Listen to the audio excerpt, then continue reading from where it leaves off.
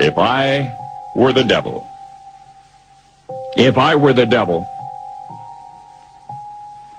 if I were the prince of darkness, I'd want to engulf the whole world in darkness, and I'd have a third of its real estate and 4/5 of its population, but I wouldn't be happy until I had seized the ripest apple on the tree. So I'd set about, however necessary, to take over the United States. I'd subvert the churches first. I'd begin with a campaign of whispers.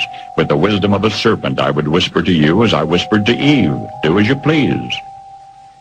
To the young, I would whisper that the Bible is a myth. I would convince them that man created God instead of the other way around. I would confide that what's bad is good and what's good is square. And the old I would teach to pray after me, Our Father, which art in Washington.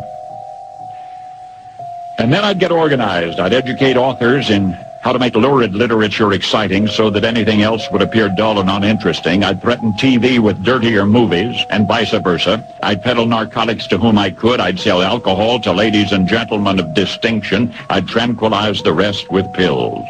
If I were the devil, I'd soon have families at war with themselves, churches at war with themselves, and nations at war with themselves, until each in its turn was consumed. And with promises of higher ratings, I'd have mesmerizing media fanning the flames.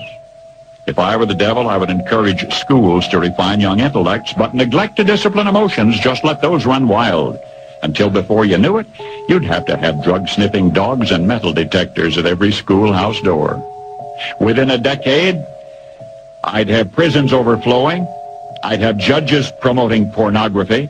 Soon I could evict God from the courthouse, then from the schoolhouse, and then from the houses of Congress. And in his own churches, I would substitute psychology for religion and deify science.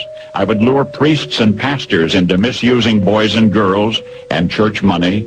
If I were the devil, I'd make the symbol of Easter an egg and the symbol of Christmas a bottle. If I were the devil, I'd take from those who have and give to those who wanted until I had killed the incentive of the ambitious. And what'll you bet? I couldn't get whole states to promote gambling as the way to get rich.